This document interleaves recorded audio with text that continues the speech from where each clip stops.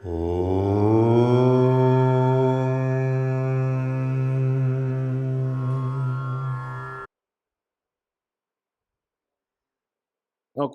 ഭാഷ്യം. മഹതഃ അപി പരം സൂക്ഷ്മതരം പ്രത്യേകാത്മഭൂതം സർവമഹത്തരം ച അവ്യക്തം സർവസ്യ ജഗതഃ ബീജഭൂതം അവ്യാകൃത നാമരൂപ സദത്വം സർവകാര്യകാരണശക്തിസമാഹാരരൂപം അവ്യക്ത അവ്യാകൃത ആകാശാദി നാമവാച്യം പരമാത്മനി ഓതപ്രോതഭാവേന സമാശ്രിതം വടകണികായാമിവ വടവൃക്ഷശക്തിഃ. തസ്മാദ് അവ്യക്താദ് പരഃ സൂക്ഷ്മതരഃ സർവകാരണകാരണത്വാദ് പ്രത്യഗാത്മത്വാച്ച മഹാൻ ച. അത ഏവ പുരുഷഃ സർവപൂരണാത് പുരുഷഃ. തതഃ അന്യസ്യ പരസ്യ പ്രസംഗം നിവാരയൻ ആഹ പുരുഷാന്ന പരം കിഞ്ചിത് ഇതി. യസ്മാത് ന അസ്തി പുരുഷാത് ചിന്മാത്രഘനാത് പരം കിഞ്ചിദപി വസ്തുവന്തരം. തസ്മാത് സൂക്ഷ്മത്വമഹത്വ പ്രത്യേകാത്മത്വാനാം സാ കാഷ്ഠാ നിഷ്ഠാ പര്യവസാനം. അത്ര ഹി ഇന്ദ്രിയേഭ്യ ആരഭ്യ സൂക്ഷ്മത്വാദി പരിസമാപ്തിഃ. അത ഏവ ച ഗന്ത്രീണാം സർവഗതിമതാം സംസാരിണാം പരാ പ്രകൃഷ്ടാ ഗതിഃ യദ്ഗത്വാ ന നിവർത്തന്തെ ഇതി സ്മൃതേഃ.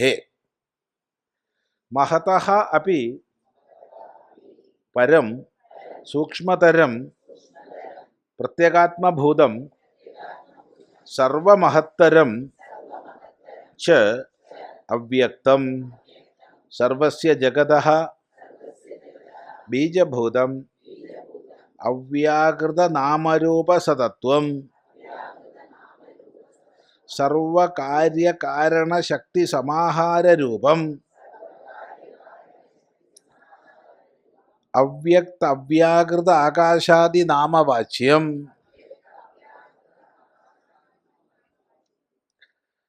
പരമാത്മനി ഓതപ്രോതഭാവേന സമാശ്രിതം വടകണികായാമിവ വടവൃക്ഷശക്തിഃ.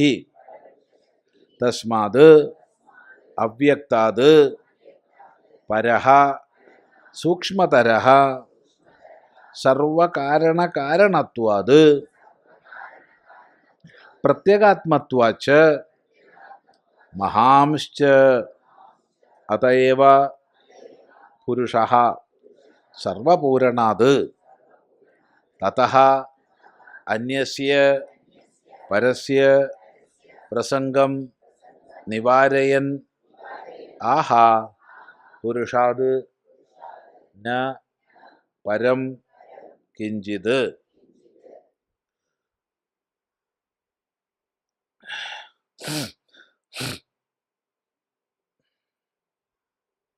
യസ്മാത് നാസ്തി പുരുഷാത് ചിന്മാത്രഘനാത് പരം കിഞ്ചിദപി വസ്തുവന്തരം. തസ്മാത് സൂക്ഷ്മത്വമഹത്വപ്രത്യഗാത്മത്വാനാം സാ കാഷ്ഠാ നിഷ്ഠാ പര്യവസാനം.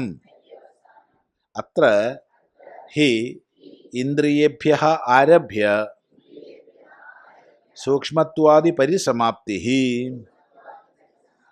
അത ഏവ ച ഗന്ത്രീണാം സർവഗതിമതാം സംസാരിണാം പരാ പ്രകൃഷ്ടാ ഗതിഃ യദ്ഗത്വാ ന നിവർത്തന്തെ ഇതി സ്മൃതേഃ. അപ്പം മഹതഃ അപി പരം, മഹത്തത്വത്തെക്കാൾ പരമാണ്, സൂക്ഷ്മതരമാണ്, പ്രത്യേകാത്മഭൂതമാണ്.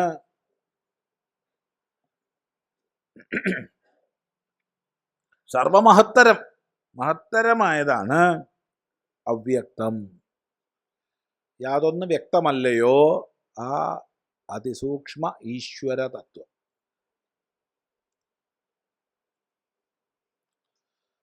അല്ലെങ്കിൽ മഹത്തത്വത്തിനും കാരണമായ അവ്യക്തം മൂലപ്രകൃതി, അങ്ങനെയും പറയാം. അങ്ങനെ പറഞ്ഞാൽ സാഖ്യന്മാർക്ക് സന്തോഷമാവും. സാഖ്യ ശബ്ദങ്ങൾ ഉപയോഗിച്ചാൽ സാഖ്യന്മാർക്ക് സന്തോഷമാവും. തത്വമൊക്കെ ഒന്ന് തന്നെ. ആ മൂലപ്രകൃതി ഉപാധികനായിട്ട് ഈശ്വരനെ ധരിക്കുകയാണെങ്കിൽ വേദാന്തിക്ക് സന്തോഷമായി. മഹത്തത്വം എന്ന് പറഞ്ഞാൽ സാഖ്യന് സന്തോഷമായി. രണ്ടും ഒന്ന് തന്നെയാന്ന് പറഞ്ഞാൽ കുഴപ്പമില്ല. കാരണം സാഖ്യനെ സംബന്ധിച്ച് ഈശ്വരനില്ല. സാഖ്യദർശനത്തിൽ ഈശ്വരനില്ല. ഈശ്വരനെ നിഷേധിക്കുന്നു എന്ന് പറയേണ്ടതില്ല, ഈശ്വരനെ കുറിച്ച് ചർച്ച ചെയ്യുന്നില്ല എന്ന് പറഞ്ഞാൽ മതി. ഈശ്വരനൊരാശയം തന്നെ ഇല്ല സാഖ്യന്മാർക്ക്. പക്ഷെ നമുക്ക് വിരോധമില്ല. അവർ അവ്യക്ത ശബ്ദത്താൽ എന്ത് പറയുന്നോ തതുപാധികനാണ് ഈശ്വരൻ എന്നറിഞ്ഞാൽ പ്രശ്നമില്ല.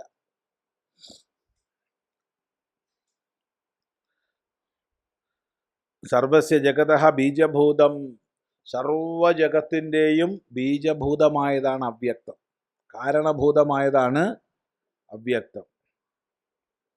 സർവസ്യ ജഗതഃ ബീജഭൂതം അവ്യാകൃത നാമരൂപസതത്വം, അവ്യാകൃതമായ നാമരൂപങ്ങളോടൊത്തത് എന്നുവെച്ചാൽ വ്യാകരിക്കപ്പെട്ടിട്ടില്ലാത്ത നാമരൂപങ്ങൾ. നാമരൂപങ്ങൾ പ്രകടമായിട്ടില്ല. ഈ നാമരൂപങ്ങൾ പ്രകടമാകുമ്പോൾ അത് സൂക്ഷ്മതയിലേക്ക്, സ്ഥൂലതയിലേക്ക് പോയി.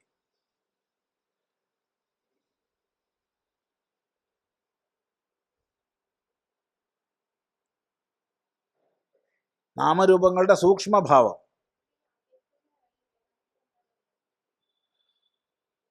അവ്യക്ത ശബ്ദത്തിന് വേദാന്തത്തിൽ പലയിടത്തും പരമാത്മാന്ന് വരെ അർത്ഥമുണ്ട്.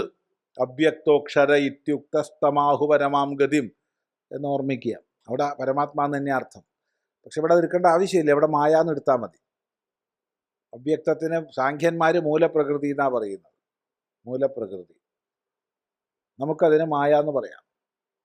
വ്യക്തമല്ലാത്തത് കൊണ്ട് അവ്യക്തമെന്ന് പറയാം. അവ്യക്തോപാധികനാണ് ഈശ്വരൻ, അതുകൊണ്ട് ഈശ്വരൻ എന്നും പറയാം.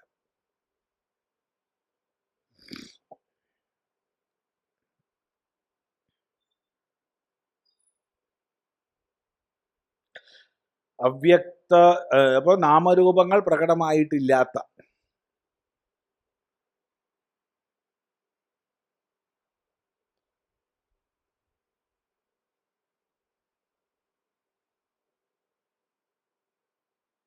അസത്തോ സദജായത, അസത്തിൽ നിന്ന് സത്തുണ്ടായി എന്ന് പറയും. ഇപ്പം സത്ത് ഉണ്ടാവുന്നതല്ലോ, അല്ല. അപ്പം പിന്നെ എന്താ അർത്ഥം? നാമരൂപരഹിതമായ ഭാവത്തിൽ നിന്ന് നാമരൂപങ്ങൾ പ്രകടമായി എന്നർത്ഥം. അപ്പം നാമരൂപങ്ങൾ പ്രകടമായിട്ടില്ലാത്ത തലമാണ് അവ്യക്ത തലം. അവ്യക്ത അവ്യാകൃത ആകാശാദി നാമവാച്യം. വേദാന്തശാസ്ത്രത്തിൽ ചിലയിടത്ത് അവ്യക്തം എന്ന് പറയും, ചിലയിടത്ത് അവ്യാകൃതം എന്ന് പറയും, ചിലയിടത്ത് ആകാശം എന്ന് പറയും. ഒക്കെ ഒന്ന് തന്നെയാണ്. ആകാശം എന്ന് പറയുമ്പോൾ ഭൂതങ്ങളിലെ ആകാശം അല്ല കേട്ടോ. ഒരേ ശബ്ദം വ്യത്യസ്ത അർത്ഥങ്ങളിൽ പല സ്ഥലങ്ങളിൽ വിനിയോഗിക്കുന്നത് ശ്രദ്ധിക്കുക. അപ്പോൾ അവ്യക്തമെന്നും ആകാശമെന്നും അവ്യാകൃതമെന്നും ഒക്കെ പറയുന്നത് ഇതേ മൂലതത്വത്തെയാണ്.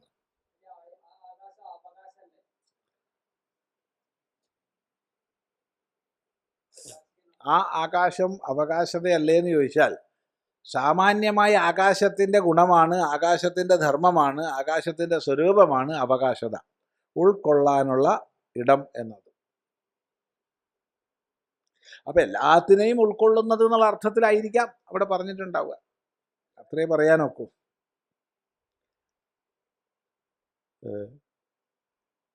അവ്യക്ത അവ്യാകൃത ആകാശാദി നാമവാച്യം തുടങ്ങിയ പേരുകളാൽ പറയപ്പെടുന്നത്. പേരില്ല, പേരിനാൽ പറയപ്പെടുന്നതാ. നമ്മളൊക്കെ പേരിനാൽ പറയപ്പെടുന്നവരാ അല്ലേ? ഇന്ന പേരിനാൽ ഇന്ന സങ്കേതം എന്ന് പറയപ്പെടുകയല്ലേ ചെയ്യുന്നേ? അല്ല, അല്ലാണ്ട് നമ്മൾ പേരാണോ നമ്മൾ?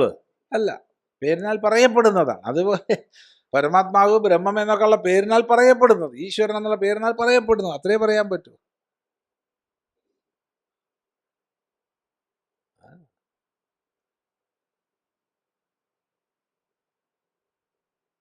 പക്ഷെ നമ്മൾ പലപ്പോഴാ പറയപ്പെടുന്നതെന്ന് മറന്നുപോകും, ഇത് തന്നെയാണെന്ന് വിചാരിക്കും. എന്നിട്ട് ആ തല്ലും പിടിയും കൂട്ടണം.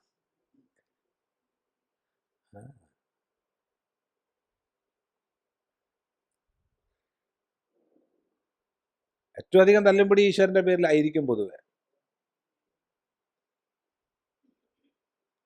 അല്ലേ? എന്താ അഭിപ്രായം? അതെ.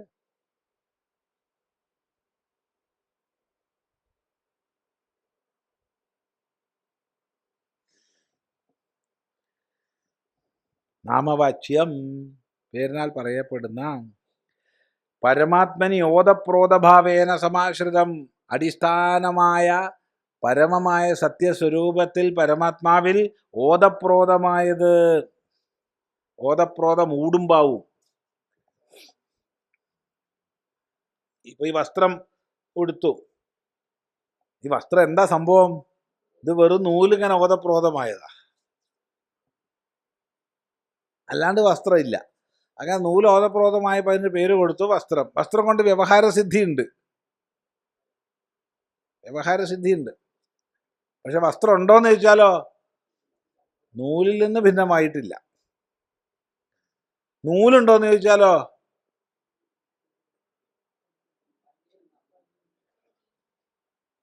എന്താണോ ഈ ഗുലുമാൽ ഉണ്ടാക്കിയ എന്തിൽ നിന്നാണോ അത്, അത്രയേ പറഞ്ഞോളൂ. പഞ്ഞിന്നൊന്നും പറയാൻ ധൈര്യമില്ല. അതിൽ നിന്ന് ഭിന്നമായിട്ടില്ല. ഇങ്ങനെയാ. കാരണഭിന്നമായി കാര്യമില്ല. കാര്യം തത്കാലം തദ്ദേശത്തിൽ അതിൻ്റെ നിലനിൽപ്പ് ഉണ്ട്. തത്കാലം തദ്ദേശത്തിൽ അതിൻ്റെ നിലനിൽപ്പുണ്ട്.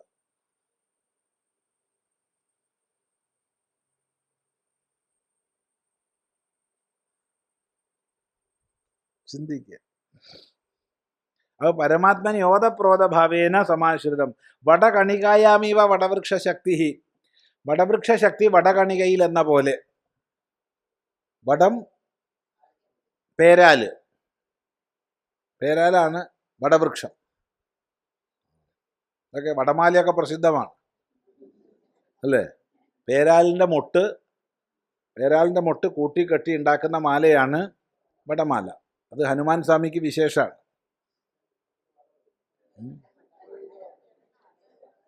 എന്ത് വട തന്നെയാണ്, അത് തന്നെയാ വട,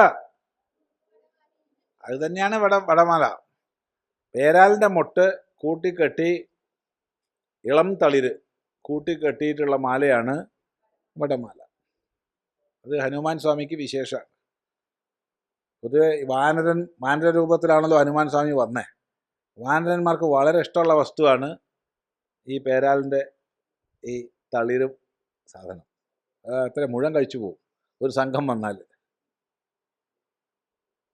വലിയ ഇഷ്ടമാണ്. അപ്പോൾ അതൊരു മാലയാക്കിയിട്ട് കെട്ടിക്കൊടുക്കുക. അപ്പോൾ നമ്മളെന്ത് ചെയ്തു, നമുക്കത് വലിയ ഇഷ്ടമല്ല, നമുക്ക് ഉഴുന്നുകൊണ്ടുണ്ടാക്കണ വടയാണ് ഇഷ്ടം. അപ്പോൾ മാല കെട്ടാൻ വേണ്ടി നടുക്കൊരു തുളയും വെച്ചു. എന്നിട്ട് അതുകൊണ്ട് മാല ഉണ്ടാക്കി ഹനുമാൻ സ്വാമിക്ക് ചേർത്തു. നല്ലതാണ്. എന്നാൽ നമുക്കൊക്കെ വട കിട്ടും, അതുകൊണ്ട് നല്ലതാണ്. അപ്പോൾ ഈ വടകണികയിൽ പേരാലിൻ്റെ അതിസൂക്ഷ്മമായ വിത്ത്, അതിസൂക്ഷ്മമാണ് പേരാലിൻ്റെ വിത്ത്. അതിൽ ഈ വടവൃക്ഷത്തിൻ്റെ ശക്തി മുഴുവൻ കിടക്കുക. ആ വിത്തിൽ നിന്നാണ് അങ്കുരം മുളച്ചു പൊന്തുന്നത്. അങ്കുരത്തിൽ നിന്നാണ് ശാഖോപശാഖകളോടുകൂടിയ കോടാനുകോടി ഇലകളോടുകൂടിയ മഹാവൃക്ഷം വികസിതമാകുന്നത്. അപ്പോൾ ഈ 100 കണക്കിന് കൊമ്പുകളും 1000 കവരങ്ങളും 10,000 ചെറിയ ചില്ലകളും ലക്ഷക്കണക്കിന് ഇലകളുമുള്ള ഈ മഹാവൃക്ഷം അതിൻ്റെ സൂക്ഷ്മഭാവത്തിൽ അങ്കുരത്തിലും കാരണഭാവത്തിൽ വിത്തിലും ഉണ്ടായിരുന്നു എന്ന് പറഞ്ഞൂടെ? പറയാം. അതിനെ വികസിപ്പിച്ചാൽ ഇത് കിട്ടും.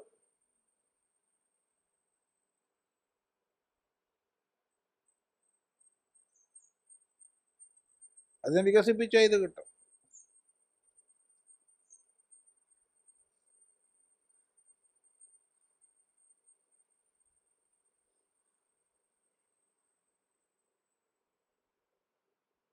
അതിസൂക്ഷ്മമായി കണ്ണുകൊണ്ട് പോലും കാണാൻ കഴിയാത്ത അതിസൂക്ഷ്മമായ കോശങ്ങളെ വികസിപ്പിക്കുന്നതിലൂടെ അതിൻ്റെ വലിയ വികാസിത ഭാവങ്ങളെ നമ്മൾ ഉണ്ടാക്കുന്നുണ്ട് ഇന്ന്.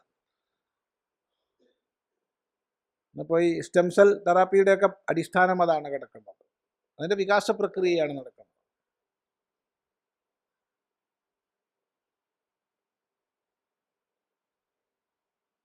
അപ്പോൾ ഈ പ്രരോഹശക്തി, നോക്കിയാൽ കാണാത്ത പ്രരോഹശക്തി എവിടെയുണ്ട്? ഈ ബീജത്തിലുണ്ട്.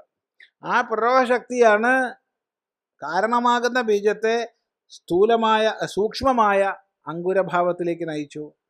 സൂക്ഷ്മമായ അങ്കുരത്തെ സ്ഥൂലമായ വൃക്ഷഭാവത്തിലേക്ക് നയിച്ചു. അതുപോലെ ഈ അവ്യക്തഭാവം, ഹിരണ്യഗർഭഭാവം, വിരാട് ഭാവം.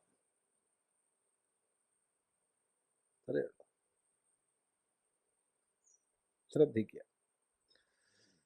പരമാത്മനിയോധപ്രോതഭാവേന സമാശ്രിതം വടകണികായാമിവ വടവൃക്ഷശക്തി തസ്മാത് അവ്യക്താത് പരഹ സൂക്ഷ്മതരഹ സർവകാരണകാരണത്വാത് പ്രത്യേകാത്മത്വാത് ച മഹാൻ ച അതയേവ പുരുഷഃ.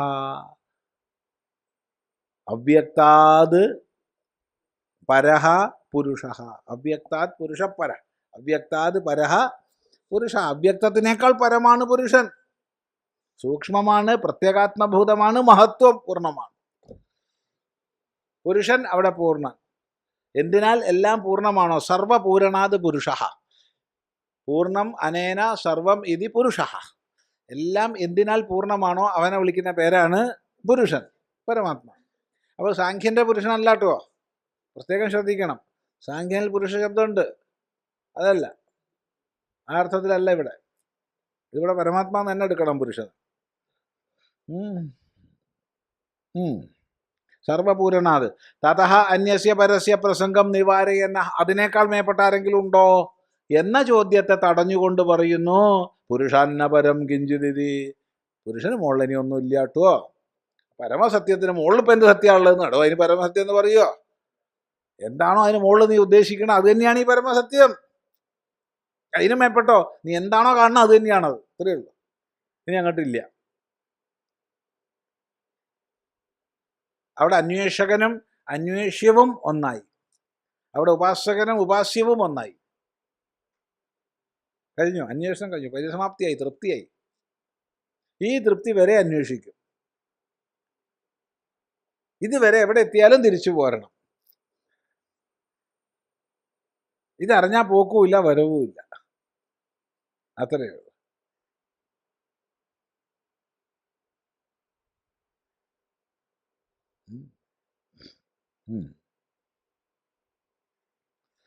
തതഃ അന്യസ്യ പരസ്യ പ്രസംഗം നിവാരയന്നാഹ പുരുഷാന്നപരം കിഞ്ചിതി യസ്മാത് നാസ്തി പുരുഷാത് ചിന്മാത്രഘനാത് പരം. യാതൊരു ചിന്മാത്രഘനമായ പുരുഷനിൽ നിന്ന് പരമായി മറ്റൊന്നും തന്നെ ഇല്ലയോ വസ്തുവന്തരം. തസ്മാത് സൂക്ഷ്മത്വമഹത്വ പ്രത്യേകാത്മത്വനാം സാകാഷ്ഠാനിഷ്ഠ പര്യവസാനം. അതുകൊണ്ട് പ്രത്യേകാത്മത്വം, സൂക്ഷ്മത്വം, പരത്വം എന്നിവയുടെ പര്യവസാനമാണ് പുരുഷൻ. അതിനപ്പുറത്ത് സൂക്ഷ്മമൊന്നുമില്ല, അതിനപ്പുറത്ത് മഹത്വമൊന്നുമില്ല. ഉണ്ടെന്ന് പറഞ്ഞാലോ എന്താണോ അത് അതാണ്. അവിടെ നമ്മൾ അന്വേഷണം കഴിഞ്ഞു.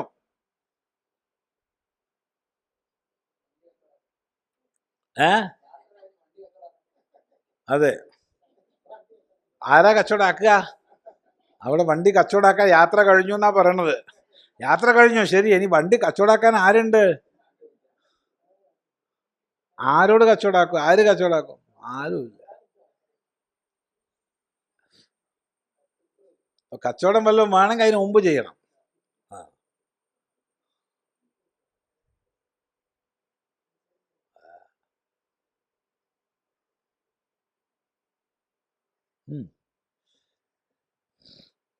അത്ര ഹി ഇന്ദ്രിയേഭ്യ ആരഭ്യ. ഇവിടെ ഇന്ദ്രിയങ്ങളിൽ നിന്ന് ആരംഭിച്ച്, അത്ര എന്ന് പറഞ്ഞാൽ ഇവിടെ കഠോപനിഷത്തിൽ ഈ മന്ത്രഭാഗത്ത് ഇന്ദ്രിയങ്ങളിൽ നിന്ന് ആരംഭിച്ച് സൂക്ഷ്മത്വാദി പരിസമാപ്തി. ഇവിടെ സൂക്ഷ്മത്വാദി പരിസമാപ്തിയായി എവിടെ? ഈ പുരുഷനിൽ പരമാത്മാവിൽ സൂക്ഷ്മത്വത്തിൻ്റെ, മഹത്വത്തിൻ്റെ, പ്രത്യേകാത്മത്വത്തിൻ്റെ പര്യവസാനായി. 3 മാനദണ്ഡങ്ങളാണ് പറഞ്ഞത്. സൂക്ഷ്മത്വം, മഹത്വം, പ്രത്യേകാത്മത്വം. 3ൻ്റെയും പര്യവസാനമായി. അതയേവ ച ഗന്ധൃണാം സർവഗതിമതാം സംസാരിണാം പരാപ്രകൃഷ്ടാഗതി. അതുകൊണ്ട് ഗതിയുള്ളവരുടെ, സംസാരികളുടെ പരാഗതിയാണിത്. അതുകൊണ്ട് ഗന്ധൃണാം ഗമിക്കുന്നവരുടെ, ഗന്ധൃണാം ഗന്ധാക്കളുടെ, ഗമനം ചെയ്യുന്നവരുടെ, സർവഗതിമതാം ഗതിയോടൊത്തവരുടെ. മുക്തപുരുഷന് ഗതിയില്ല, മുക്തന് മോക്ഷം കിട്ടില്ല. അതുവരെ കിട്ടാൻ പരിശ്രമിക്കും. കിട്ടാൻ പരിശ്രമിക്കുന്നവരുടെ ഒടുക്കാണത്. ഗതിമതാം ഗതിയുള്ളവരുടെ, ഗന്ധൃണാം സംസാരിണാം പ്രകൃഷ്ടാഗതി യദ്ഗത്വാ ന നിവർത്തന്തേ. എവിടെ എത്തിയാൽ പിന്നെ പിന്തിരിയേണ്ടതില്ലയോ. യത് പ്രാപ്യ ന നിവർത്തന്തേ. യാതൊന്നിനെ പ്രാപിച്ചാൽ പിന്നെ പിന്തിരിയുന്നില്ലയോ എന്നൊക്കെ ശ്രുതിയിൽ ശ്രീരാമകൃഷ്ണദേവൻ ലളിതമായിട്ട് പറഞ്ഞു തരും. ഉപ്പുപാവ കടൽ അളക്കാൻ പോയത്, കടലിൻ്റെ ആഴം അറിയാൻ ഉപ്പുപാവ പോയി, ഇത്രയേ ഉള്ളൂ. പിന്നെ പോയില്ല. അളന്നിട്ട് വരാന്നാ പറഞ്ഞേ. ഞാൻ കടലിൻ്റെ ആഴം അളന്നിട്ട് വരാമെന്ന് പറഞ്ഞു. അവൻ പറഞ്ഞു പോയി, പിന്നെ വന്നില്ല. അപ്പൊ വാക്ക് തെറ്റിയില്ലേ? ഞാൻ പരമാത്മാവിനെ അറിഞ്ഞിട്ട് നിങ്ങളോട് പറഞ്ഞു തരാട്ടോ എന്നിട്ട് ആൾ പോയി. അയാൾ തിരിച്ചു വന്നില്ല വെച്ചാൽ വാക്ക് തെറ്റിയില്ലേ? ഏടോടെ വാക്ക് തെറ്റലും വാക്ക് പാലിക്കലും ഒന്നുമില്ല. അത് തന്നെയായി, ഇത്രയേ ഉള്ളൂ. അവിടെ അന്യമായ വ്യക്തിഭാവം പോയി.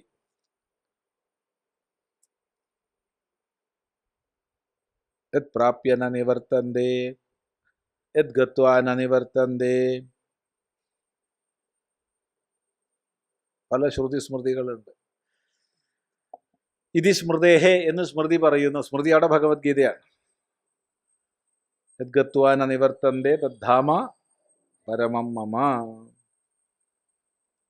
അത് സ്മൃതി ഗീത.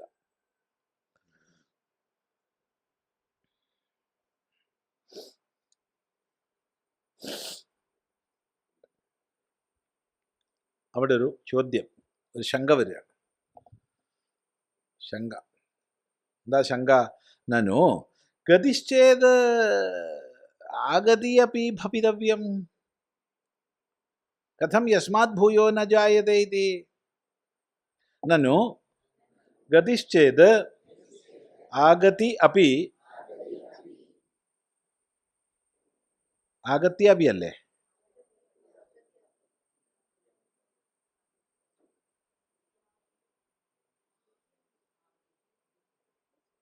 ആഗത്യപി മതി അവിടെ അല്ലേ? ഭവിതവ്യം കഥം യസ്മാത് ഭൂയോ ന ജായതേ ഇതി. നനു ഇരിക്കട്ടെ. നനു എന്നുള്ളതിന് പ്രത്യേകിച്ച് അർത്ഥമൊന്നുമില്ല. അതൊരു ചർച്ച വരുമ്പോൾ ആ ചർച്ച അവിടെ നിർത്തിക്കാനും ഇനി ഞാൻ പറയുന്നതിന് മറുപടി പറഞ്ഞിട്ട് മുന്നോട്ട് പോയാൽ മതി എന്നുള്ള നിലയ്ക്ക് ഒരു ചോദ്യം ഉന്നയിക്കുമ്പോഴാണ് ഉ, നു, നനു എന്നൊക്കെ ഉപയോഗിക്കുക. ഇപ്പോൾ ഒരാൾ അതിന് ഊ എന്ന് പറഞ്ഞാൽ അവിടെ നിർത്തണം ചർച്ച. അവിടെ നിർത്തി എന്താ അയാൾ പറയാനുള്ളതെന്ന് കേൾക്കണം. അതുപോലെ തന്നെ നു, നനു ഇതൊക്കെ അങ്ങനെയാണ്.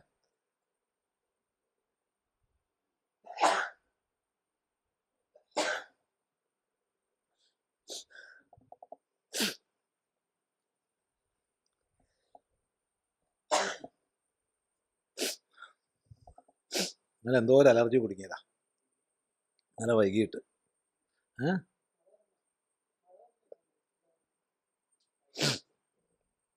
അപ്പോൾ ഇരിക്കട്ടെ. ചിലർ നനു എന്നുള്ളത് നിൽക്കട്ടെ എന്നൊക്കെ പറയും. നിൽക്കട്ടെ എന്ന് നമുക്ക് പറയണ്ട. എന്താ ശാസ്ത്ര ചർച്ച ഇന്നിട്ട് പോരെ? ആർക്കെങ്കിലും നിൽക്കണം വെച്ചാൽ നിൽക്കട്ടെ എന്ന് അർത്ഥം പറയാം, അതിന് വിരോധമില്ല. ഈ വർത്തമാനം അങ്ങനെ പറയുമ്പോൾ ചിലർ നിൽക്കട്ടെ പറയില്ലേ? നിൽക്കട്ടെ, ഞാൻ പറഞ്ഞതിന് അവിടെ നിൽക്കണ്ട, ഇരുന്നാ പോരെ? ഇരിക്കട്ടെ എന്ന് പറഞ്ഞാൽ മതി. ഗതിശ്ചേത് ആഗത്യപി ഭവിതവ്യം. ഗതി ഉണ്ടെങ്കിൽ ആഗതിയും വേണ്ടേ? ആഗതി ഉണ്ടെങ്കിൽ ഗതി ഉറപ്പാ. വന്നാ പോണം, എങ്കിൽ പോയാ വരണ്ടേ? അത് യുക്തിയാണോ അതല്ലേ? നമ്മള് ഈ പോയി വരട്ടെ എന്നാണ് സാധാരണ പറയുക. യാത്ര പറയുമ്പോൾ എന്താ പറയുക? പൊതുവെ പോയി വരട്ടെ. ചില നാട്ടിൽ വരട്ടെ എന്ന് പറയുന്നവരുണ്ട്. ഇല്ല, അങ്ങനെയില്ലേ?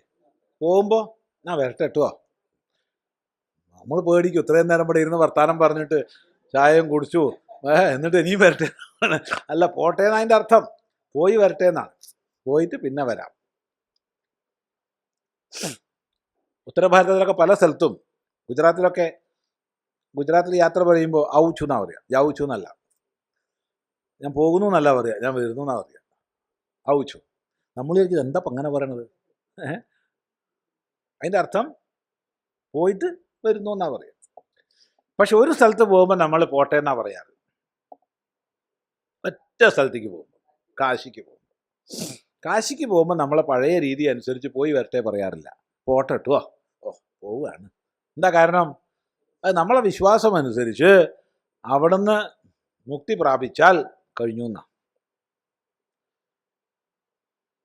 അതുകൊണ്ട് ചെയ്യാനുള്ളതൊക്കെ ചെയ്ത് ആർക്കെങ്കിലും എന്തെങ്കിലും ചിദാനന്ദ ഗുരുസ്വാമിക്കൊരു സംഭാവന കൊടുക്കണം, ദക്ഷിണ കൊടുക്കണം എന്ന് വിചാരിച്ചിട്ടുണ്ടെങ്കിൽ ഒക്കെ കൊടുത്തിട്ടാണ് പോവുക. അതുകൊണ്ട് പോയി വന്നിട്ട് കൊടുക്കാമെന്ന് വിചാരിക്കില്ല. അതുകൊണ്ട് ആരെങ്കിലും പോകാൻ വിചാരിക്കുന്നുണ്ടെങ്കിൽ ചിദാനന്ദ ഗുരുസ്വാമിക്ക് വല്ലതും തന്നിട്ട് പോവുക. അതാണ്. എന്തെങ്കിലും കൊടുക്കുക. അങ്ങനെയാണ്. കടം കൊടുക്കാനുള്ളതൊക്കെ കൊടുക്കുക, മക്കൾക്ക് സ്വത്ത് വിഭജിച്ച് കൊടുക്കാണ്ടെങ്കിൽ കൊടുക്കുക, ഒരു ഷെയർ ആശ്രമത്തേക്ക് കൊടുക്കാണ്ടെങ്കിൽ കൊടുക്കുക. അത് കൊടുത്തിട്ടാണ് എന്ത് കാശിക്ക് പോവുക. മനസ്സിലായില്ല? അതെ. പിന്നെ തിരിച്ചു വരവില്ല. പക്ഷെ ഇന്നിപ്പോൾ കാശിക്ക് എന്താണ്, ഞാൻ വൈകുന്നേരം ആകുമ്പോഴത്തേക്ക് വരാൻ വേണ്ടാ പോകണം. അങ്ങോട്ടും ഫ്ലൈറ്റ് അങ്ങോട്ടും ഫ്ലൈറ്റാണ്. നാളത്തേക്ക് എന്തായാലും വരാം, ഒരു ദിവസം കൊണ്ട് തിരിച്ചു വരും. അത് കാലം മാറി കോലം മാറിയെന്നേ ഉള്ളൂ. വേറെ എവിടെ പോകുമ്പോൾ നമ്മൾ പോട്ടെ എന്ന് പറയാറില്ല. ഇതൊക്കെ ഒന്ന് കുട്ടിയൊക്കെ പഠിപ്പിച്ചു കൊടുക്കണേ. ഇപ്പോൾ പല കുട്ടികളും പോട്ടെ എന്ന് പറഞ്ഞിട്ടാ പോവുക. അതിനൊരു വലിയൊരു ഒരു സന്ദേശമുണ്ട്. അത്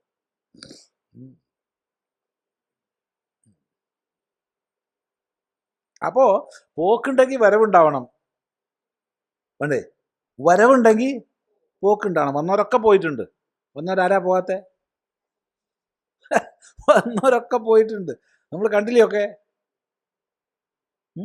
മുത്തശ്ശി, മുത്തശ്ശൻ, അമ്മ, അച്ഛൻ, ഇവർ ഒക്കെ പോയി.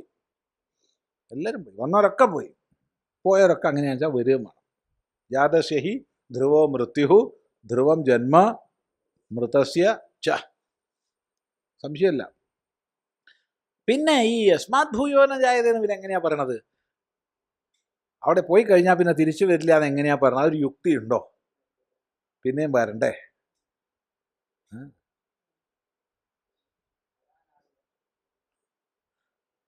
ചോദ്യം. മറുപടി: നൈഷദോഷ സർവസ്യ പ്രത്യേകാത്മത്വാത് അവഗതിരേവ ഗതിരിത്യുപചര്യതേ. പ്രത്യേകാത്മത്വം ച ദർശിതം ഇന്ദ്രിയ മനോബുദ്ധി പരത്വേന. യോ ഹി ഗന്ധ സഹ അഗതം അപ്രത്യഗ്രൂപം ഗച്ഛതി അനാത്മബോധം ന വിപര്യേണ.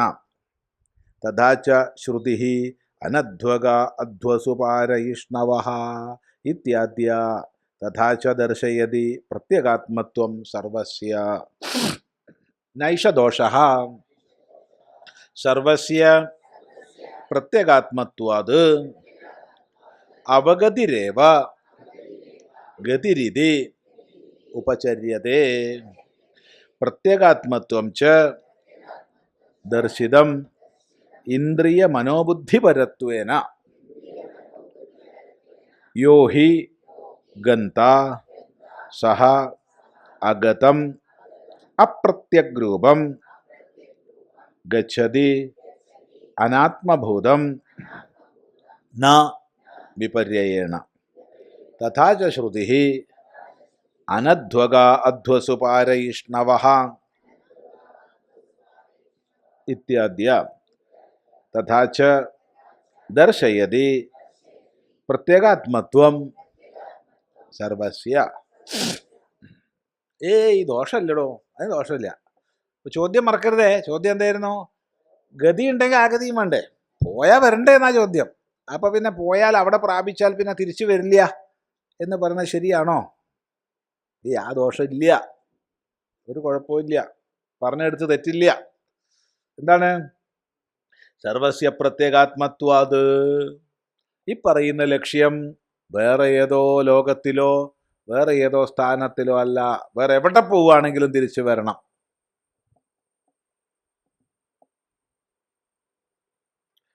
വേറെ എവിടെ പോയാലും തിരിച്ചു വരണം. അത് മനസ്സിലാക്കിയാൽ തിരക്കേടില്ല. നമ്മൾ എവിടെ പോയാലും തിരിച്ചു വരണം. പോക്കുണ്ടെങ്കിൽ വരവുണ്ട് എന്ന് നീ പറഞ്ഞത് ശരിയാ. പക്ഷെ ഇത് പോണത് വേറെ എങ്ങോട്ടും അല്ല, നിന്നിലേക്ക് നീ തന്നെ നീയായി പോവുകയാണ്. ഇതിനെങ്ങോട്ട് വരാനാ? നമ്മൾ മറ്റു പലതുമായിട്ട് ഇങ്ങനെ ഇപ്പം ദിവസം നമ്മൾ എത്ര പ്രാവശ്യം ജനിക്കുന്നുണ്ടെന്ന് ചോദിച്ചാൽ എന്താ അഭിപ്രായം?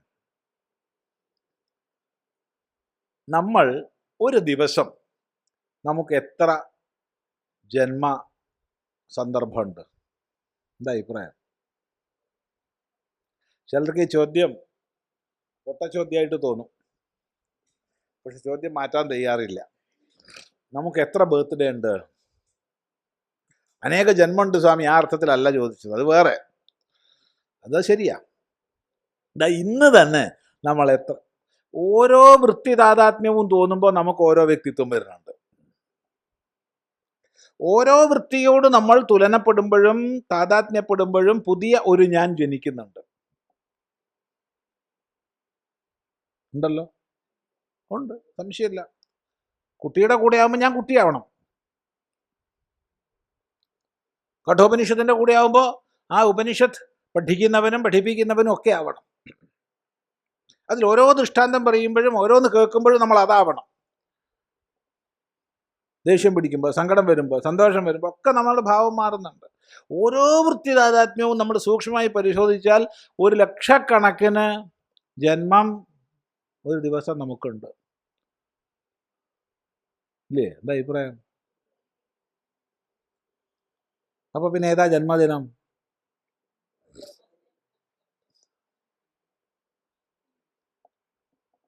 ഏതാ എൻ്റെ ജന്മദിനം? എന്താ നിങ്ങളുടെ അഭിപ്രായം? ഏതാ? ഓരോരുത്തരും ചിന്തിച്ചു നോക്കുക, എൻ്റെ ജന്മദിനം ഏതാ?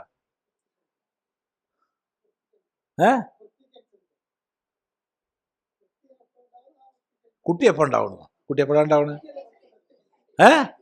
വൃത്തിയാ, അത് തന്നെ. വൃത്തി എപ്പോഴാണ് അപ്പോഴാണ് ജന്മം.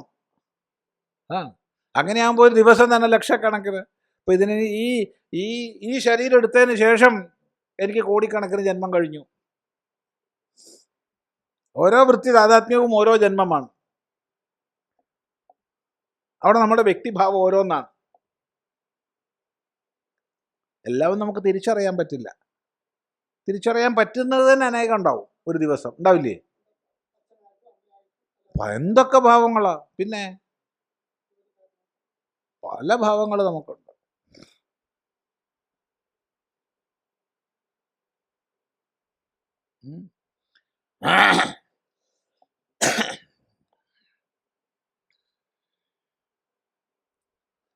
അപ്പോ സർവസ്യ പ്രത്യേകാത്മത്വാത്, എല്ലാത്തിൻ്റെയും പ്രത്യേകാത്മഭാവമാണ്. അങ്ങനെ പലതായി നമ്മൾ വൃത്തിരൂപത്തിൽ ജനിക്കുകയല്ല ചെയ്യണത്. ആ വൃത്തിരൂപത്തിലേക്ക് പുറമെ ജനിക്കുന്ന ഞാൻ, അല്ലെങ്കിൽ ജനിച്ച ഞാൻ എന്താണോ എൻ്റെ പാരമാർത്ഥിക രൂപം, ആ രൂപത്തിലേക്കാണ് എത്തുന്നത്. അവിടെ എത്തുക എന്നുള്ളത് വെറുതെ ഉപചാരം പറയുകയാണ്. മോക്ഷം കിട്ടുക എന്നൊക്കെ പറയില്ലേ, അതുപോലൊരു വിഡ്ഢിത്തം വാക്കാണത്. അയാൾ ഈശ്വരനിലേക്ക് എത്തിച്ചേർന്നു, മുക്തിപദത്തിലേക്ക് എത്തിച്ചേർന്നു എന്നൊക്കെ പറയാറുണ്ട്. ആ വിഡ്ഢിതാണ്. അതാണ് പറയണത്, അവഗതിരേവഗതി. അവഗതി, അറിവാണ് ഗതി. ഇതാണ് എൻ്റെ സ്വരൂപം എന്നുള്ള അറിവ്, അതായി കഴിഞ്ഞു, അതിൻ്റെ ഗതി. വേറൊരു ഗതിയില്ല. അറിയാതാണ് ഗതി, അല്ലാണ്ട് പോയി ഗതിയില്ല.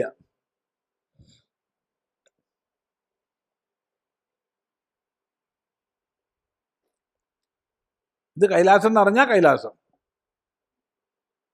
അല്ലേ? അതെ.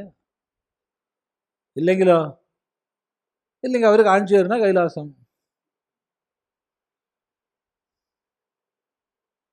ഇപ്പോൾ ഒരു 10-40 കൊല്ലം മുമ്പ് വൃന്ദാവനം പോയിട്ടുള്ളവർ ഇപ്പോൾ ഈ ടൂറിസ്റ്റ് ഗൈഡുമാരുടെ കൂടെ വൃന്ദാവനം പോണവർ രണ്ടിനുണ്ടാ. ഇപ്പോൾ ടൂറിസ്റ്റ് ഗൈഡുകൾ മിക്കവാറും അവിടെ ഇസ്കോണിൻ്റെ സ്ഥാപനമുണ്ട്, അതിൻ്റെ ചുറ്റുപാടൊക്കെ ഒന്ന് കൊണ്ടുപോയി കാണിച്ച് അവിടുന്ന് യമുനയൊക്കെ ഒന്ന് കാണിച്ച് വൃന്ദാവനായി പോയിക്കോളൂ, കഴിഞ്ഞു, ഇനി പോവാ അടുത്ത സ്ഥലത്തേക്ക് പറയും. കാരണം മറ്റിടത്ത് അവർക്ക് കമ്മീഷൻ കൊടുക്കാൻ ആൾക്കാരില്ല. അപ്പം ഇപ്പം പലരും വൃന്ദാവനം പോയിട്ട്, നിങ്ങൾ കദംബവൃക്ഷം കണ്ടുവോ? ഇല്ലല്ലോ. അങ്ങനെ ഉണ്ടായില്ലല്ലോ. അപ്പം നിങ്ങൾ വൃന്ദാവനം പോയില്ലേ? ഞാൻ പോയി സ്വാമി. എന്തുകൊണ്ട്? ഗൈഡ് പറഞ്ഞു ഇതാണ് വൃന്ദാവനം. അപ്പം ഏതാണ് വൃന്ദാവനം? അത് തന്നെ വൃന്ദാവനം. അവിടുന്ന് പിന്നെ 6 കിലോമീറ്റർ പോകണം. അപ്പം അതാണോ സ്വാമി ഒറിജിനല്? എനിക്കറിയില്ലേ. അതാണെന്ന് മാന്യത, അത്രയേ ഉള്ളൂ. മനസ്സിലായില്ല?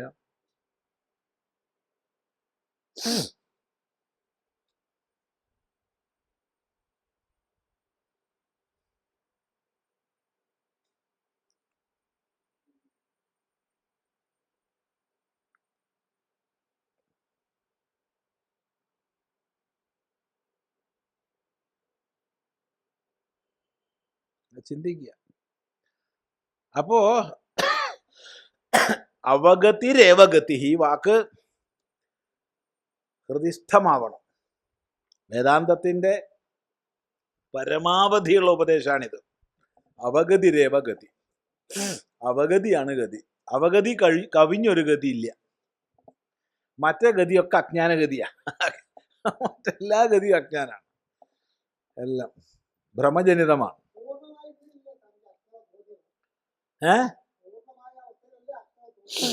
പൂർണ്ണമായ അവസ്ഥയിലാണ് അജ്ഞാത തോന്നിയത്. അവസ്ഥ ഉണ്ടായോണ്ടാണ്. പറ്റില്ല, ഞാനേ പറഞ്ഞു. വീണ്ടും അവിടെ എത്തിക്കഴിഞ്ഞാൽ വീണ്ടും വരില്ല എന്ന് പറയാൻ പറ്റുമോ? പറ്റില്ല. എപ്പോൾ വേണമെങ്കിലും വരാം. എപ്പോഴാ ഈ കുപ്പായം വീണ്ടും എടുത്തിട്ടോ വെച്ചാൽ ഇങ്ങോട്ട് വന്നു, ഇത്രയേ ഉള്ളൂ.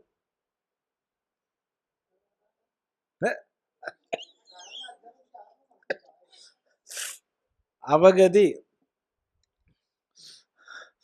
അറിഞ്ഞോ എങ്കിൽ വീണ്ടും അറിവില്ലായ്മ വന്നൂടെന്നാ? അത് വരില്ല. ഏതിന്റെ ആദ്യം? ഏതിന്റെ ആദ്യം? ഏതിന്റെ ആദ്യം? പിന്നെ എങ്ങനെ ആദ്യം ഉണ്ടാവണം എന്നാ ചോദ്യം. ഏതിന്റെ ആദ്യം?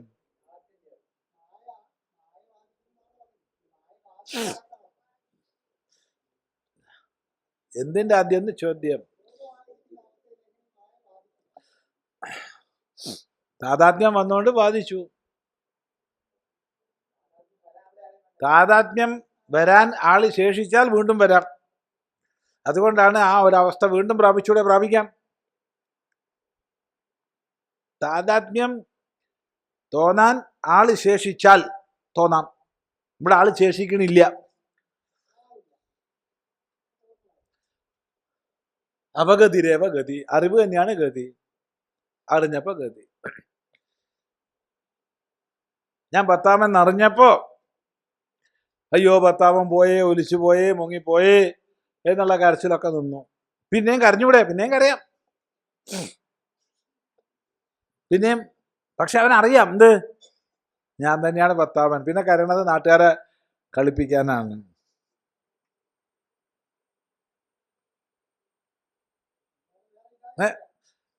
മനസ്സിലായില്ല? പത്താമന്റെ ദൃഷ്ടാന്തം അറിയാലോ. അറിയുന്നവർക്ക് ഇത് മനസ്സിലാവുള്ളൂ, അല്ലാത്തവർക്ക് മനസ്സിലാവില്ല. അതായത് ദൃഷ്ടാന്തം ഇതേ ഉള്ളൂ. 10 കുട്ടികൾ പുഴയിൽ കുളിക്കാൻ പോയി.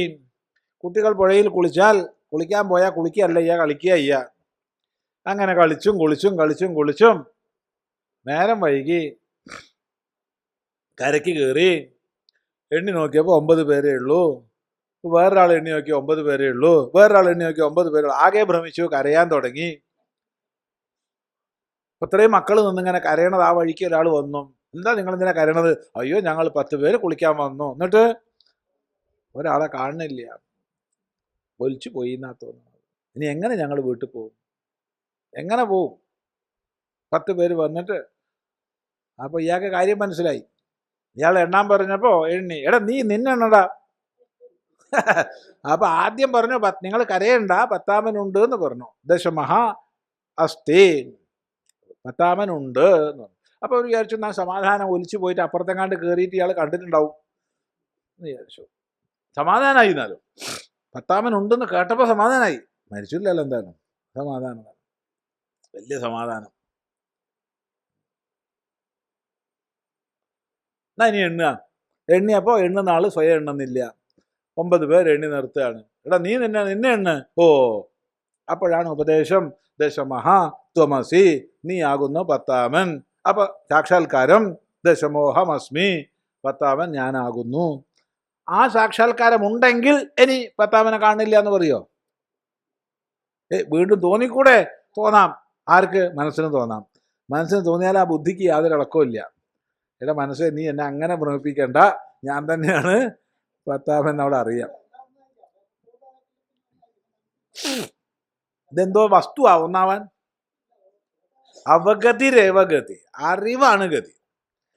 അഹമേവ പരമാത്മാ, ഞാൻ തന്നെയാകുന്നു പരമാത്മാവ് എന്ന ബോധത്തിൽ പിന്നെ പരിമിതി ഇല്ല. പിന്നെ പരിമിതി കാണിച്ച് കരഞ്ഞാലോ അത് നാട്ടുകാരെ കാണിക്കാനായിരിക്കും, ആരെങ്കിലും, അല്ലാണ്ട് അയാൾക്കുണ്ടാവില്ല. അപ്പൊ അവിടെ ചോദ്യം വന്നിട്ടുണ്ട്. അവിടെ ചർച്ചയിൽ, വേദാന്ത ചർച്ചയിൽ ചോദ്യം വരുന്നുണ്ട്, എന്നാലും അയാൾക്ക് അജ്ഞാനം വന്നൂടെ? അപ്പൊ അതിന് മറുപടി, ജീവിച്ചിരിക്കുന്ന ചുണ്ടലി പോലും പൂച്ചയെ പേടിപ്പിക്കണില്ല, പിന്നെയാണോ ചത്തത്?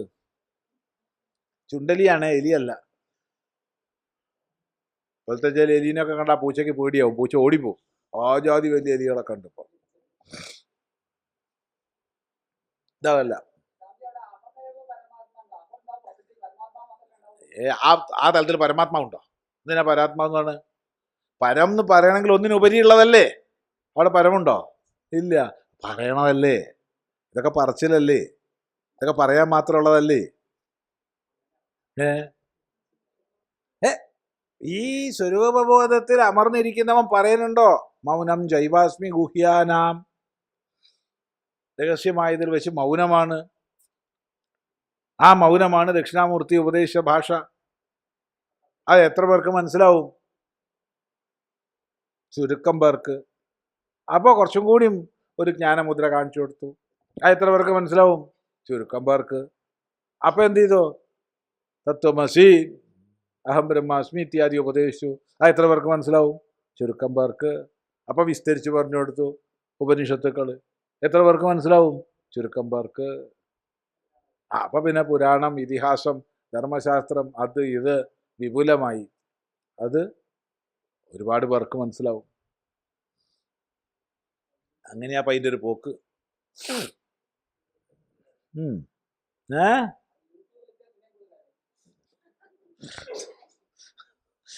അതുകൊണ്ട് അപഗതിരേവഗതി.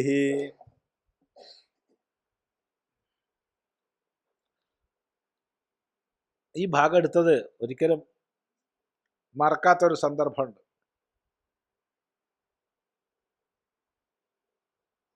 ഇതേ ഹാള് തന്നെയാണ്, ഇവിടെ തന്നെ. ഏകദേശം അവിടെ ആ വാതിലിൻ്റെ അടുത്തായിട്ട് നമ്മൾ മടിയൻ ഇരിക്കുന്നുണ്ട്. മടിയൻ ഇപ്പോൾ ഇല്ല, മടിയൻ മരിച്ചുപോയി. മടിയെന്ന് നമ്മളൊക്കെ വിളിക്കുന്ന ഒരാൾ, ഇത്രയേ ഉള്ളൂ, ഒരിരട്ട പേര്, ഇത്രയേ ഉള്ളൂ. അപ്പോൾ ഈ ഭാഗത്തെ അത് പറഞ്ഞു പിടി കിട്ടിപ്പോയി എന്ന് പറഞ്ഞാൽ അയാൾക്ക് അടക്കി വെക്കാൻ പറ്റിയില്ല. ആരെ കിട്ടിയത്? എന്നെ കിട്ടിപ്പോയി. ശരി, സന്തോഷം.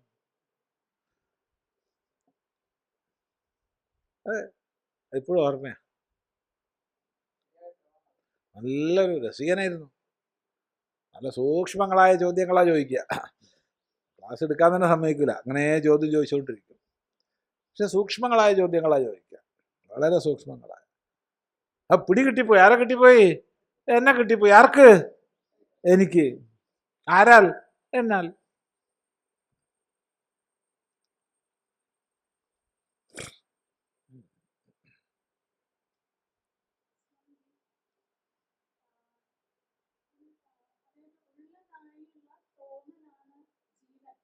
ഉള്ളതായുള്ള തോന്നലാണ് ജീവൻ എന്നല്ല, വേറിട്ട് ഉള്ളതായി തോന്നുന്നു, ഉപാധികളുമായി താതാത്മ്യം വരുന്നു. റിയലാണ്, റിയലാണല്ലോ. ഉള്ളതായി ഭാഷിക്കുന്നതാണ്. എന്തിൻ്റെ? കണ്ണാടിയിൽ പ്രതിബിംബമായി ഉണ്ട്, ഞാൻ സൂര്യൻ തന്നെയും തിരിച്ചറിഞ്ഞു, അത്രയേ ഉള്ളൂ. അവഗതിരേവ ഗതി.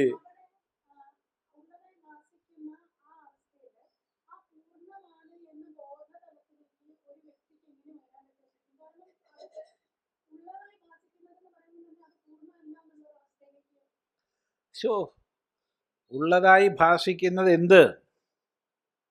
ഉള്ളത് തന്നെ, ഉള്ളത് തന്നെ. ഉള്ളത് തന്നെ എന്ന് അറിഞ്ഞപ്പോൾ ഇനി പ്രാരബ്ധം ശേഷിക്കുന്ന കാലത്തോളം ദേഹം നിലനിൽക്കും. അവിടെ അവഗതിരേവ ഗതി, അറിവ് തന്നെയാണ് ഗതി. ഞാൻ പൂർണ്ണനായിരുന്നു, ഇപ്പോഴും പൂർണ്ണനാണ്, ഇന്നലെയും പൂർണ്ണനാണ്. പക്ഷേ പൂർണ്ണനാണെന്ന് അറിഞ്ഞപ്പോൾ പൂർണ്ണനായി. ആര് പൂർണ്ണനായി? പൂർണ്ണം പൂർണ്ണനായി. വിമുക്തശ്ച വിമുച്യതേ, വിമുക്തൻ മുക്തനാകുന്നു, വിമുക്തൻ വിമുക്തനാകുന്നു. ബദ്ധനല്ല മുക്തനാവുന്നത്. നേരത്തെ വിമുക്തനായിരുന്നു, പക്ഷെ അത് തോന്നിയില്ല, നേരത്തെ ബദ്ധനാണെന്ന് കൽപ്പിച്ചു. വിമുക്തനാണെന്ന് അറിഞ്ഞു, വിമുക്തനാണെന്ന് അറിഞ്ഞപ്പോൾ വിമുക്തനായി.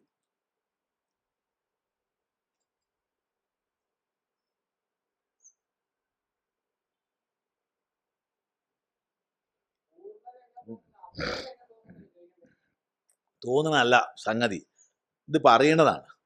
തോന്നലൊക്കെ കഴിഞ്ഞു. അവഗതിരേവ ഗതിഹി ഉപചര്യതേ, പ്രത്യേകാത്മത്വം ച ദർശിതം ഇന്ദ്രിയ മനോബുദ്ധി പരത്വേന. ഇന്ദ്രിയങ്ങൾക്കും മനസ്സിനും ബുദ്ധിക്കുമെല്ലാം പരമായതാണ് പ്രത്യേകാത്മാവെന്ന് നേരത്തെ കാണിച്ചുവല്ലോ. യോഹി ഗന്ത, യാതൊരുവനാണ് പോകുന്നവൻ, സഹ അഗതം അപ്രത്യഗ്രൂപം ഗച്ഛതി. അപ്രത്യഗ്രൂപം, ഞാൻ എന്നിലേക്ക് പോകുന്നു എന്നാരും പറയാറില്ല. ഞാൻ പോകുന്നു എന്ന് പറയുന്നത് താനല്ലാത്ത മറ്റൊന്നിലേക്കാണ് പോകുന്നു എന്ന് പറയുന്നത്. അനാത്മഭൂതം അല്ലാതെ എന്നാ വിപര്യേണ, അല്ലാണ്ട് ഞാൻ എന്നിലേക്ക് പോകുന്നു എന്ന് പറയാറില്ല. എന്നാൽ ഇവിടെ പോകുന്നു എന്ന് പറഞ്ഞു, ഇവിടെ പോകുന്നു എന്ന് പറഞ്ഞു. അപ്പം എന്ത് മനസ്സിലാക്കണം? പോകുന്നു എന്ന് പറഞ്ഞതിന് പോകുന്നു എന്നല്ല അർത്ഥം, അറിയുന്നു എന്നാണ്. കാരണം പോകുന്നു എന്നുള്ള വാക്ക് എപ്പോഴും അന്യമായതിലേക്കാണ്. കിട്ടുന്നു എന്ന് പറയും, കിട്ടുന്നതൊക്കെ അന്യമാണ് ഇല്ലേ? മോക്ഷം കിട്ടും എന്നൊക്കെ പറയാറുണ്ട്, കിട്ടുന്നത് ഭിന്നമാണ്. കിട്ടേണ്ട വസ്തു അല്ല മോക്ഷം, അറിയാണ്. ഞാൻ മുക്തസ്വരൂപമാണെന്ന് അറിഞ്ഞു, അത് മോക്ഷം കിട്ടി. അത്രയേ ഉള്ളൂ. കണ്ഠജാമീകര ന്യായം, കണ്ഠജാമീകര ലബ്ധിന്യായം. നെക്ലേസ് കിട്ടി എന്ന് പറയുന്ന പോലെ, ദശമോപലബ്ധിവത്, പത്താമനെ കിട്ടി എന്ന് പറയുന്ന പോലെ. കിട്ടിയിട്ടോ, പത്താമനെ കിട്ടി, ആഹ്ലാദം. നേരത്തെ വരെ കരഞ്ഞ ആൾക്കാർ മുഴുവൻ ഇപ്പോൾ ചിരിക്കാൻ തുടങ്ങി. എന്താണ്? പത്താമൻ പോയി, ഇപ്പോഴോ പത്താമനെ കിട്ടി. രണ്ടും അവിടെ തന്നെ, പോയിട്ടുമില്ല വന്നിട്ടുമില്ല. എന്നാലും പോയി തോന്നിയപ്പോൾ പോയി, ദുഃഖമായി. കിട്ടിയും തോന്നിയപ്പോൾ കിട്ടി, രണ്ടും ഉണ്ടായില്ല. ഞാൻ എന്നും പത്താമൻ. ആരാ പത്താമൻ? ഞാൻ എണ്ണിയപ്പോൾ ഞാൻ, നീ എണ്ണിയപ്പോൾ നീ, ഇത്രയേ ഉള്ളൂ. അപ്പോൾ നമ്മൾ തന്നെ, അത്രയേ ഉള്ളൂ. ഇതാണ് വസ്തുത. തഥാച ശ്രുതി, ശ്രുതി പറയുന്നുണ്ട്, അനധ്വക അധ്വസുപാരൈഷ്ണവ, വഴിയില്ലാത്തവര്, വഴിയുടെ പാരം കടക്കാൻ ഇച്ഛിക്കുന്നവര്. വഴിയില്ലാത്തവര് വഴിയുടെ പാരം കടക്കാൻ ഇച്ഛിക്കുന്നവര്. ഞാൻ വഴിയുടെ മറുഭാഗത്തേക്ക് പോകണമെന്ന് ആഗ്രഹിക്കുക, വഴിയുണ്ടോ? ഇല്ല. പക്ഷെ വഴി ഉണ്ടെന്ന് കൽപ്പിച്ചാലോ? വഴിയുണ്ട്. എത്ര ദൂരം പോകണം? വളരെ മനോഹരമായിട്ട് വേദാന്തത്തിൽ നല്ല ഉറച്ച നിഷ്ഠയായിരുന്നു കുഞ്ഞുണ്ണി മാഷക്ക്. മാഷ് വളരെ സാർത്ഥകമായിട്ടിത് പറഞ്ഞു തന്നിട്ട്, ഗുരുവായൂരിലേക്കുള്ള ദൂരം വായിച്ചു കേൾക്കവേ എന്നിൽ നിന്ന് എന്നിലേക്കുള്ള ദൂരം കണ്ട അമ്പരന്നു ഞാൻ. ആ ഒരു വരി ശരിക്കും വിചാരം ചെയ്താൽ മതി, വേറൊന്നും വേണ്ട. ഗുരുവായൂരിലേക്കുള്ള ദൂരം വായിച്ച് കേൾക്കവേ, ശ്രദ്ധിക്കണം, എന്നിൽ നിന്ന് എന്നിലേക്കുള്ള ദൂരം കേട്ടമ്പരന്നു അല്ല, കണ്ടമ്പരന്നു ഞാൻ. അത്രേ ഉള്ളൂ. അപ്പൊ നമ്മളെ മറ്റേ ഗുരുവായൂരൊക്കെ പോയ അവിടെ.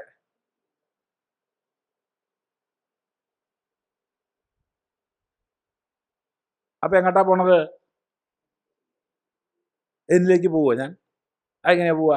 ഞാൻ അല്ലാത്തതിലേക്കല്ലേ പോവുക? അവിടെ ഇവിടെ ഞാൻ അവിടെ പോക്കല്ല, അറിവാണ് പോക്ക്.